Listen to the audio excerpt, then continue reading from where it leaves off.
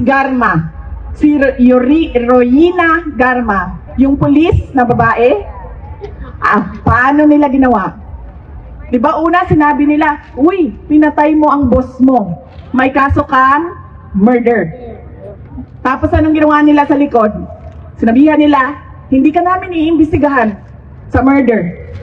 Mag-witness ka kay Duterte. Saan ang investigasyon ngayon sa murder ng boss niya? Wala, di ba? Kasi yun ang kapalit. Magsalita ka na magsalita. Kasi kailangan namin ng witness. Dahil wala kaming hawak kahit isang ebidensya. Hindi lang yan si Royina Garma, meron pang isa dyan. Na pinipilit nila na magsalita. Sabi nila, i-threaten daw yung witnesses. Ang tagal na alam ni Pangulong Duterte na pumapasok ang ICC sa Pilipinas. Kahit isang beses, meron ba siyang ginawa kay Las Cañas? Ang tagal na Las Cañas nagsasalita. Kahit isang beses, may ginawa ba siya kay Matubato? Ang tagal na ni Matubato nagsasalita. May ginawa ba sa mga ICC prosecutors na pumasok sa Pilipinas? Wala. Pinipilit lang nila yung gusto nila at naghahanap sila ng justification para sa injustice na ginawa nila kay dating Pangulong Rodrigo Duterte. Nag-investiga na nga noong 2012, di ba? Sa panahon ni dating Justice Secretary Laila De Lima. May dala-dala pa siyang bungo noon. Kung maalala niyo, di ba? May dala siyang buto. Tapos buto pala ata ng baka yon kasi lechona ng baka yung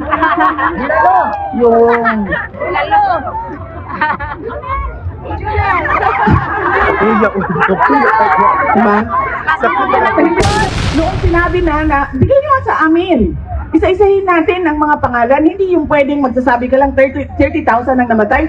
Tapos kahit isang pangalan wala kang maibigay. Kung may tanim bala, merong tanim patay. Yes! Diba? Tanim bukog! Yan ang hawak-hawak nila ngayon. Laban sa dating Pangulong Duterte. Wala man lang sila kahit isang ebidensya na nagsasabi na totoo ang mga paratang ni Trillanes. At dahil nga wala na patapos na ang ICC bilang isang institusyon. Wala na silang kaso. Isa na lang ang kaso nila, yung kaso ni President Duterte. Nakakita sila ng isang administrasyon ni Marcos na ayaw niya na naririnig na merong kumukontra at nagsasabi na mali ang ginagawa ninyo sa pamahalaan natin sa Pilipinas. They are stifling dissent. They are demolishing opposition. Si Pangulong Duterte ang staunch critic ng administrasyon ni BBM. Kaya anong ginawa nila? Nung seryoso na tinatanong, may problema ka sa kapasidad mo mag-isip dahil gumagamit ka ng cocaine. Nung nagsabi na si Pangulong Duterte, pumirma ka ng budget, presidente ka, pumirma ka ng budget na madaming blanco. May blanco sa pera. Hindi blank check ang budget. Kailangan nakasabi dyan kung saan gagamitin at magkano. Ibig sabihin, hindi mo binasa ang budget. Labag sa batas yun. Kahit man, ang mga blanco sa budget, labag din sa konstitusyon yun. Anong ginawa nila? Kinuha nila, sabi nila, ICC. Ito na, may kaso na kayo, ihahatid namin sa inyo. Walang problema. Illegal ang pagkuha sa kanya dito sa Pilipinas. Wala namang maghahabol sa amin dito. Kami ang pinaka makapangyarihan dito. At yan silang lahat, yan sila. Wala silang boses, wala silang magagawa kung ano ang gusto naming mangyari. Ganon ang ginawa nila sa ating pinakamamahal na dating Pangulong Duterte. Noong isang kahapon, nandito ako, bumisita ako kay President Duterte. Sinabi ko sa kanya, bukas meron kaming rally. Sabi niya, ano ang rally niyo? Sabi ko, laban sa ICC. Laban sa administrasyon ni BBM. Kasi mali naman talaga yung ginawa nila. Hindi naman pwede na itama mo ang isang mali sa paggawa pa ng isa pang mali. Diba?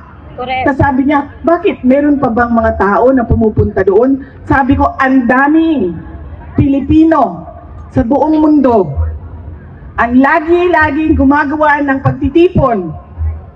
Sabi ko sa kanya, kahit 5 na lang kami doon sa park, magsasalita pa rin kami. Dahil kahit 5 lang kami, ay mali pa rin yung ginawa nilang pagkuha, pagdukot sa iyo. Hindi naman dahil madami tayo, ay tama. Pag konti na lang tayo, ay mali. Ay tama na yung ginawa nila. At dahil marami tayo, mali yung ginawa nila. Hindi. Kahit mag-isa lang akong tatayo dito, alam mo ma'am, may nakita ako isang babae doon kahapon. Ano siya, foreigner. Doon sa may train station. May dala-dala siyang sarili niyang speaker. At nagsasalita siya, hindi ko naiintindihan dahil Dutch ata yung salita niya. Nagsasalita siya, mag-isa. Walang nakikinig sa kanya, walang nakatayo sa harap niya, pero nagsasalita siya. Naisip ko, aabot din ng panahon na ganun na rin ang gagawin ko.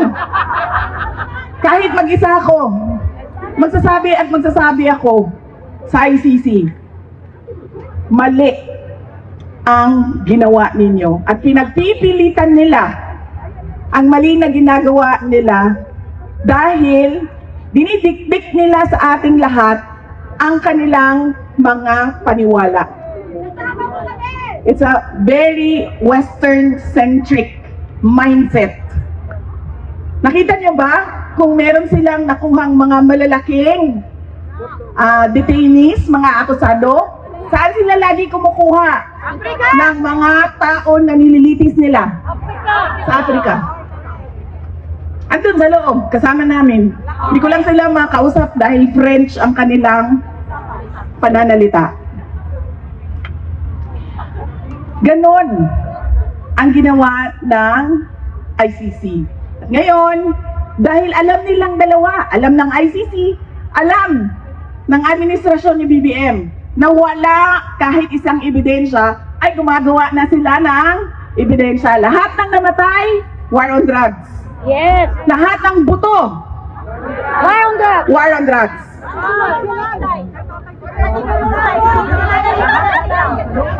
Lahat ng pinatay dahil sa love triangle, war on drugs. Lahat. Dahil wala nga silang ebidensya. Missing sa Bungeros, ang tagal na niyan, di ba? 2025 na. Pagpasok nung termino namin, 2022, nandyan na yung missing sa Bungeros. Pero bakit ngayon nyo lang hinahanap sila?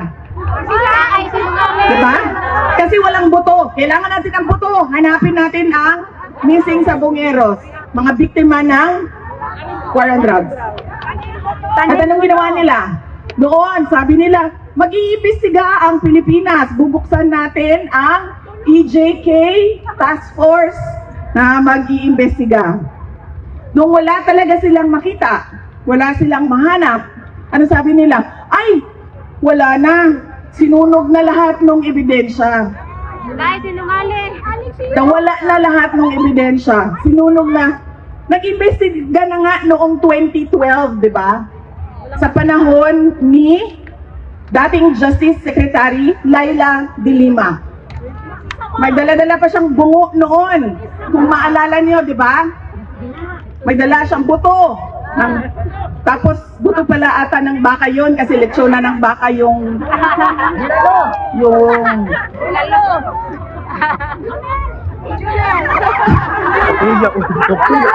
diba? Nag-imbestiga sila 2012. O nagbukas ng kuno ng inquiry 2024. Hanggang ngayon, wala silang ebidensya, pero hinawakan pa rin nila si dating Pangulong Rodrigo Duterte. Kasi ito na lang yung kaso namin. Hindi namin mahuli si Netanyahu eh. Hindi namin mahuli si Putin. Panghahawakan namin ito si Duterte kahit na wala kaming ebidensya. Para may budget sila. Sinasabi na namin, sobrang tagal niyo na siyang pinanghahawakan, dinidetain sa pre-trial stage. Diba? Sobrang tagal na. Ibigay niyo yung interim release. Kasi sa inyo naman na provision yan eh. Interim release, na dyan nakasulat. Pero anong sabi nila? Ay hindi pwede. Dahil ang gagawin niya ay tatakbo siya. Na flight risk daw. Paano naging flight risk yan? Nahirapan na nga yan umakyat ng eroplano. Paano mo itakbo yan? Na pag sinabi mong, oh tara na, pack up na, nandyan na sila, huhulihin tayo, hindi na siya makalakad ng maayos. At saka wala siyang ibang gustong puntahan, kundi umuwi sa Davao City. Sinasabi niya, yung mga supporters, oo, totoo, matanda na siya, pero yung mga supporters niya, tinitreaten nila ang mga witnesses, mga prosecutor, ang ICC. Wala ngang witnesses eh, sinong ititreaten? Kaya nga. Nawalan sila ng budget. Ano nasabi nila? Ay, madami siyang baril, madami siyang pera. Ngayon nga, binibenta na nga yung bahay niya kasi duda ko, kailangan ni Hanilet ng pera. Diba? Hindi na makatarungan yung sinasabi nila sa paghawak at pag-detain kay dating Pangulong Rodrigo Duterte. Kaya sabi ko, hindi ako mapapagod sa paulit-ulit na pagsabi sa kanila. I-dismiss na nila yan o di man ibigay nila ang interim release. Yes. Dahil meron ng bansa na nagsabi, tatanggapin namin siya dito. Lahat ng gusto ng ICC, gagawin namin. Ibigay niya sa amin si Duterte. Meron na eh. So bakit niyo pa kukontrahin yan? Alam niyo namang mahina yung kaso. Takot sila. Kasi wala na silang kaso pag na-dismiss ang kaso ni Duterte. Ano pa bang silbi ng contribution ng mga member states sa ICC? Walang kaso. Wala nang Wala na silang trabaho. magko-contribute. Eh di wala naman kayong nakakulong eh. Wala naman kayong kailangan ng patakbuhin na kulungan eh. Wala na silang allowance. Wala naman kayong kailangan ng mga assistant, mga prosecutor dahil wala namang kaso na eh. Tama. So bakit ba kaming mga mayayaman na mga bansa magbigay Budget. sa ICC? Pangulong Marcos. At ilan na ba ang umalis sa ICC? Pilipinas, umalis na. Hungary.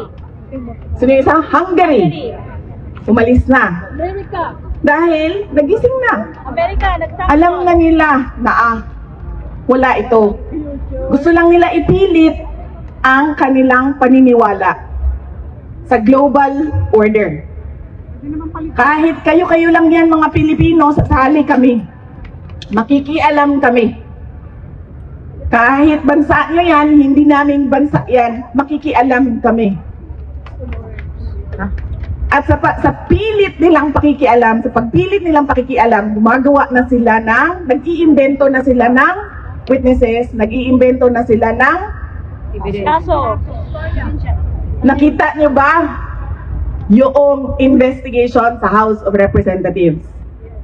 Nakita ninyo kung paano nila ginawa na magsalita si Garma, si Royina Garma, yung pulis na babae. Paano nila ginawa?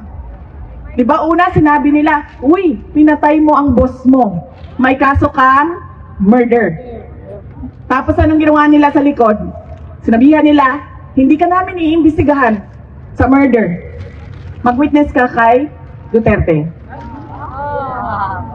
Saan ang investigasyon ngayon sa murder ng boss niya? Wala, di ba? Kasi yun ang kapalit. Magsalita ka na magsalita. Kasi kailangan namin ng witness. Dahil wala kaming hawak kahit isang ebidensya.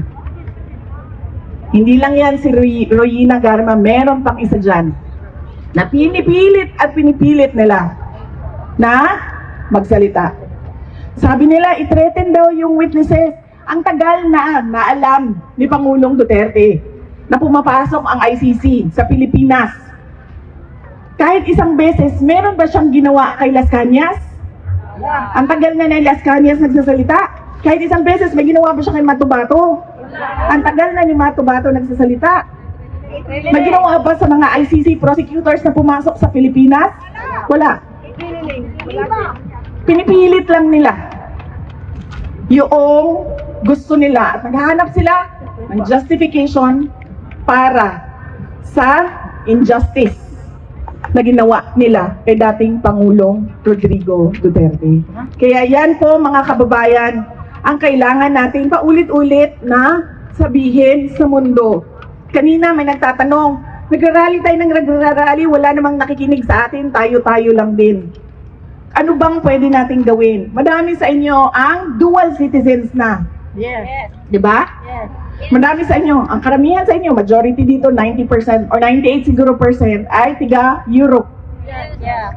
Sabihan ninyo ang mga gobyerno ninyo. Bigyan nyo kami ng accounting sa binibigay namin sa ICC. Bakit tayo nagko-contribute sa ICC tapos ganyan lang yung ginagawa nila? Iniipit nila ang mga kalaban sa politika. Nagpapagamit sila sa mga bansa. Ginagawa nilang exchange gift. Ang kaso nila para sa kooperasyon ng may problema sa politika. Yan ang pwede nating gawin. Pilitin ninyo ang mga gobyerno ninyo magtanong. Bakit kayo nagko-contribute sa ICC? Bakit kayo nagko-contribute sa isang institusyon na ang ginagawa ay isang injustice sa aming kababayan? Ganyan dapat ang paulit-ulit natin na tanong. Ganyan din ang paulit-ulit natin na sasabihin sa ICC. Huwag nyo na ipagpilitan ang mali ninyo. Tanggapin nyo na lang na unang-una, hindi talaga kayo pwede na mag-imbestiga. Pangalawa, kahit nag-imbestiga kayo, kahit hindi na pwede, kita nyo, wala kayong mga ebidensya.